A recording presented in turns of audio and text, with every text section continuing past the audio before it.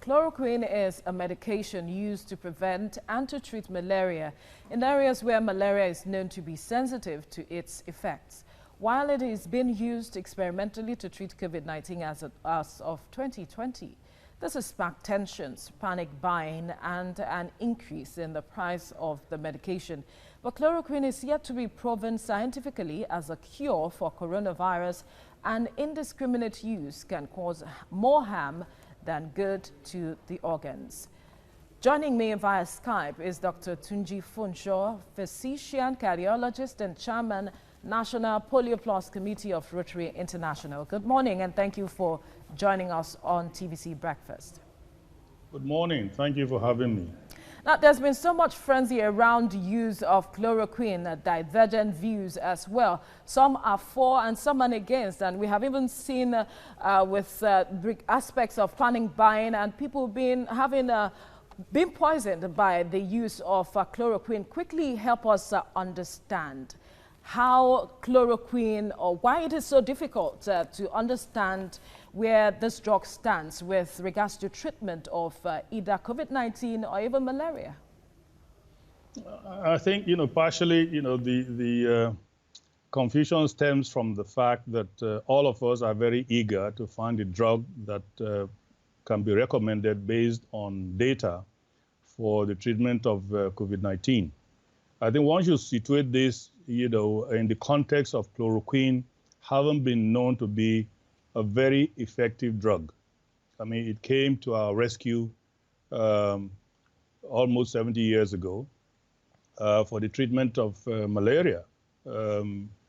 Originally, the only medication that had been available for almost 3 centuries was quinine, which had been used for hundreds of years, by the Peruvians in South America for the treatment of malaria from the chinchona bark of, But as time went on, the side effects of quinine made it not the drug of choice for chloroquine because it has effects on the brain, on hearing, on eyesight, on the heart, on the kidneys.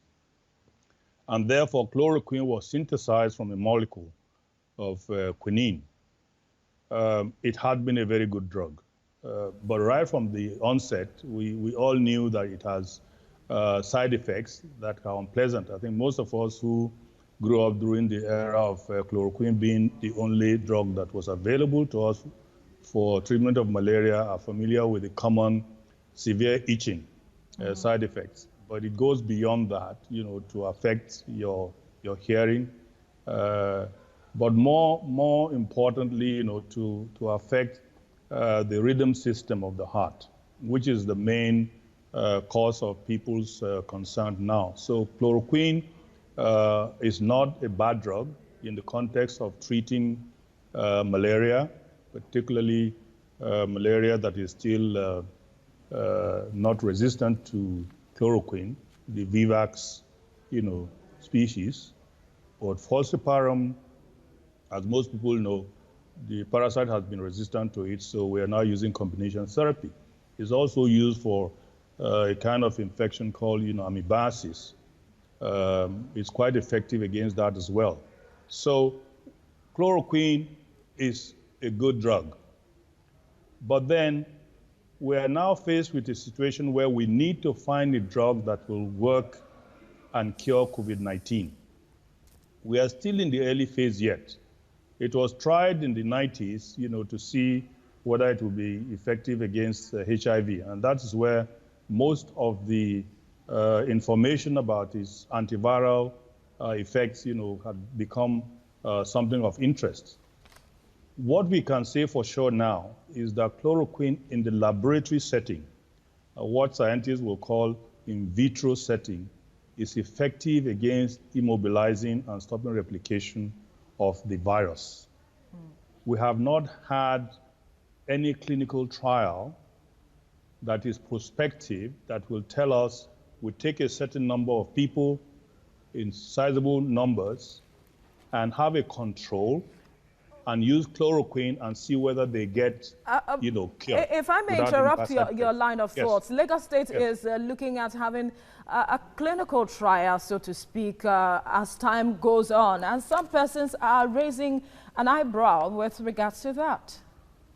Well, you see, the normal process, for getting drugs to be used, to be endorsed by the authorities, goes through the laboratory stages, which we call preclinical. It will be tested, first of all, in the laboratory, in Petri dishes, then it will be tested in animals, before it can now be tested on humans. And even the human phase, you have to, first of all, make sure that it is not toxic.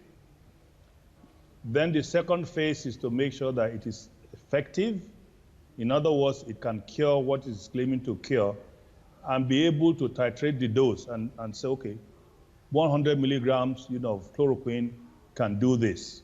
600 milligrams of chloroquine can do that in the setting of COVID-19. We don't have that now. And it's salutary that the government is participating in trials, which is happening all over the world. There are hundreds of trials going on around the world now. Some are still in the preclinical phase. Some are still in the phase 1 of clinical trials. And the results we're getting from retrospective study, I believe is in the public domain. The Lancet, published a research, of looking at, preclinical and clinical trials in about 6 continents, confirming the fact in 671 hospitals. To find out, for those who have used it, were there any salutary effects without concomitant life-threatening side effects? And that study has shown for now conclusively that there's no basis to recommend the use of chloroquine because some of these side effects that I've mentioned. And the most important one in the COVID setting is the effect on the heart rhythm that leads to very, very rapid heart rates that makes it difficult for the heart to pump out blood. So are you of the opinion that Lagos State should perhaps shelve the idea of having a chloroquine trial? Not at all. Not at all. A clinical trial is something that everybody must be interested in. Since we already know that it has effect in the laboratory on the virus, we want to find out, does it work in humans and it is safe? Is it safe and at what dose? So it's a great idea for the government because trials in other climes may bring out results that may be different from the trials that we do in Nigeria. So it's a very salutary thing that we're doing these studies using Nigerians under the setting of COVID-19 with controls. So at the end of the study, we can say it works. It has side effects, but the side effects, does not outweigh the benefits. Because in everything we do in business, you say you have cost-benefit analysis. In medicine, you want to find out, does this drug work? And if it works, all drugs have side effects, but are the side effects so much that it is counterproductive to use it in people, or the side effects does not outweigh the good effect of the drug? So if you have a much larger good effects on a much larger number of the population, then you can recommend the drug. But if the side effects outweighs the good effects, then that drug cannot be recommended. So it's a good idea that the Lagos State government is undertaking these clinical trials. It is salutary.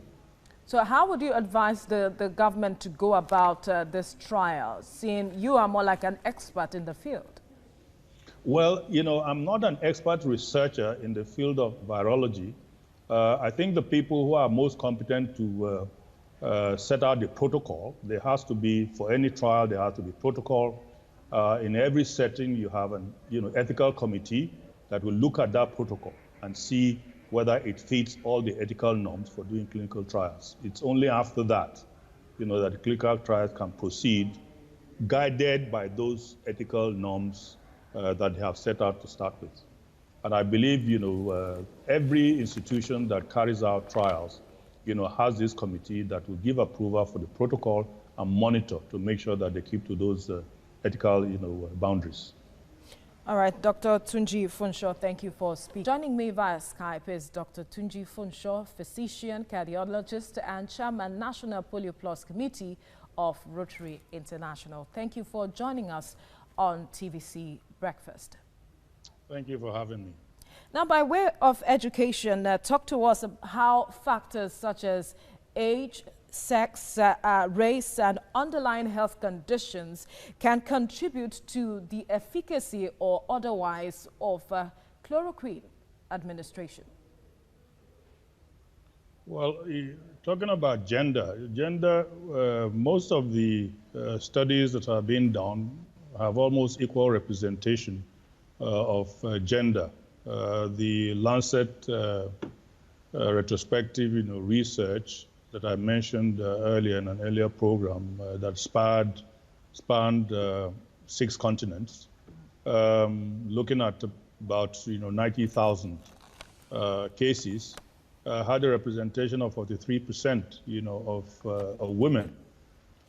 So generally, when you're doing these studies, you want to make sure that all the demographics, are represented so that you can have a universal acceptance, by ensuring that, all races, all colors, all gender, all ages can benefit depending on what demography you're developing the drug for. Now, the area that we know that chloroquine, may be adversely affecting the patients are those who have pre-existing heart conditions. The death rates that have been reported with chloroquine use have been with heart-related complications of the heart suddenly, going very, very fast. You call it ventricular tachycardia, and the heart is unable to pump out blood anymore, so it ceases. So one would advise that those who have pre-existing, heart conditions should not be put on this medication. And generally, as a matter of fact, as much as possible, they're excluded from most of the trials. Indeed, the trials, tend to exclude people who have come to the complicated stage of the infection. So you want to start within 48 hours of the person being admitted with symptoms to hospital with this drug, so that you ensure that before the complication sets in, the drug is already in the system. The danger, of starting late is because the area that really causes most of the mortality, which is the lung complication, makes it difficult to get the chloroquine to the lungs, because the inflammation makes blood circulation to those parts much, much less. So you need a much, much higher dose of chloroquine in the blood to be able to penetrate those tissues, in which case you are causing, other complications elsewhere. So as much as possible, we don't want to use it in people with pre-existing, heart conditions.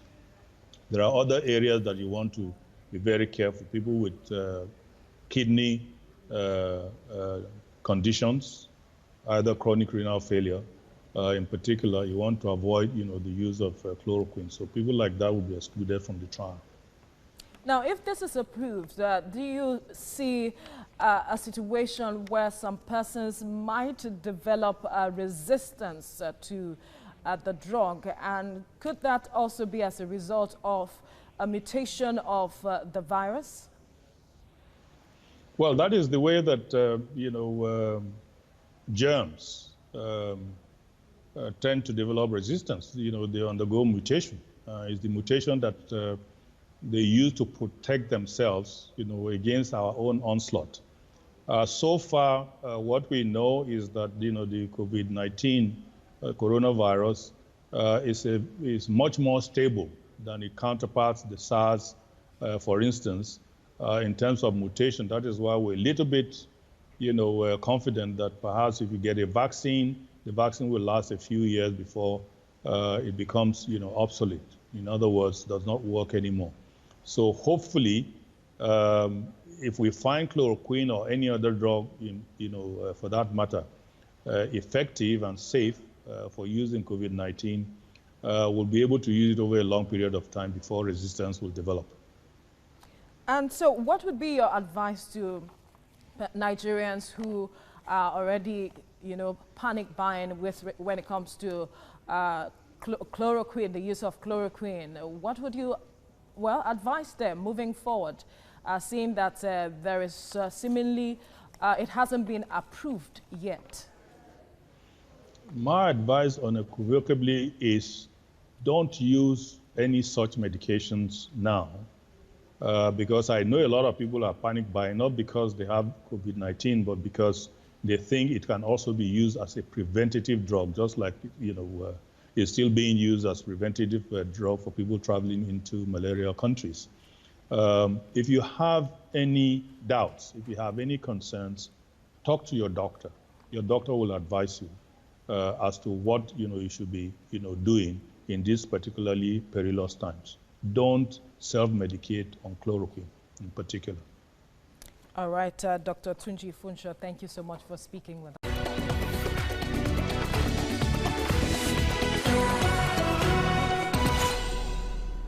Welcome back. You're watching News Making Headlines right here on Africa Live. Well, the continent is celebrating Africa Day. The day was officially marked on 25th May in 1963 when the Organization of African Unity, now known as the African Union, was formed. The day was to commemorate the fight against colonialism. This year, though, due to the coronavirus pandemic, the celebrations have been moved online under the theme Silencing the Guns. They include a special virtual broadcast featuring speeches by AU leaders Cyril Ramaphosa, Musa Faki Mahamat, with a special guest appearance by former Zambian President Kenneth Kaunda. The African Union Commission has also organized an Africa Day benefit concert. The 2-hour event will feature some of Africa's big names in music.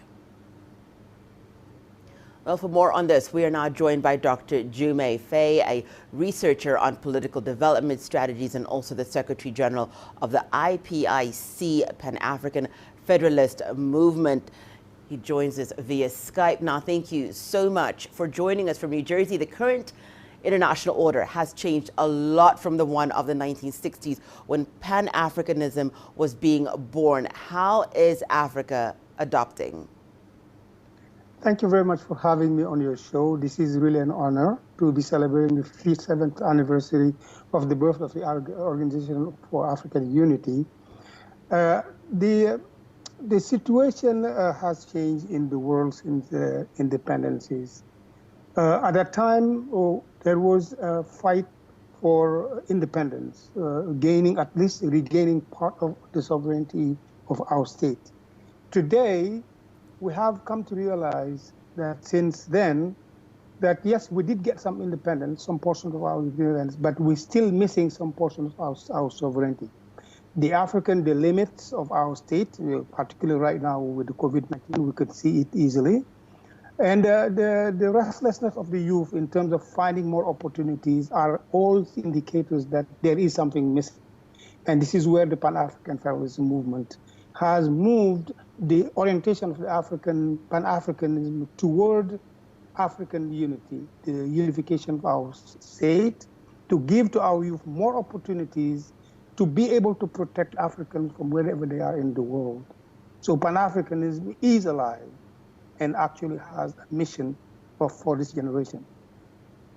Well, currently we have a surge of nationalistic sentiments across the globe.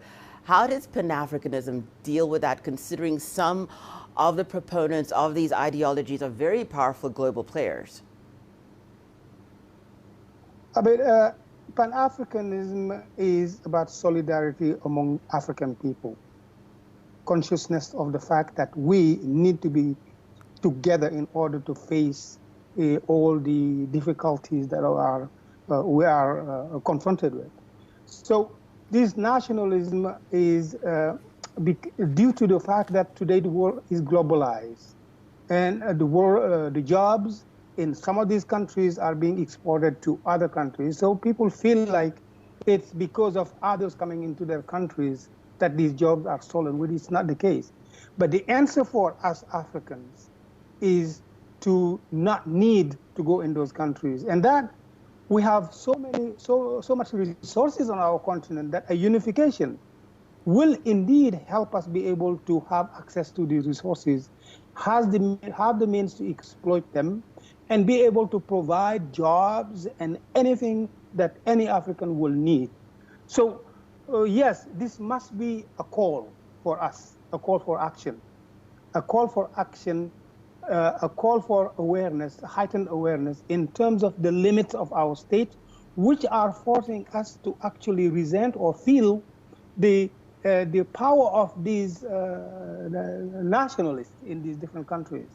But unity should be the answer, in our opinion, in the Pan-African Federalist movement. If we unite, then we will be a power. And even the repercussion of all these nationalism, we will have a power that protects Africans from wherever they are in the world. So people will think twice before they do anything to Africans, because as Americans are not touched in anywhere where they are, Africans will feel protected by that government that will be able to talk to this government in equal terms. But our state, our standalone unit cannot. Yeah, Doctor, how feasible is the push for the unification of Africa? Because, I mean, in a decade of considering it's been a campaign that is yet to bear fruit 50 years later after it was conceptualized. You know, my sister, I would just say that when you are boiling, when you are trying to cook some food, in the beginning, you cannot expect it to be hot. When Kwame Nkrumah, Jomo Kenyatta, Bartolome Boganda, Lumumba and others, and Sheikh Anta Diop, Ban Barka, came on board, you know, the African people were not aware of the limits of their states. So the mobilization for unity, even in East Africa, it was something, but it was not that clear in their mind what would this unity bring. And they did not know the limits of the states. Today, the African youth, the Pan-African Federalist movement, is aware that an overwhelming majority of the African youth is ready for unity. And this youth is on their power, their energy, that we are going to ride to go to a united African state before the end of this decade. And we are convinced the youth is only waiting for a leadership. And the Pan-African Federalist movement is providing them with a leadership that will bring Africa to a united African states that will be able to sit at the Security Council of the United Nations with a veto power. Thank you.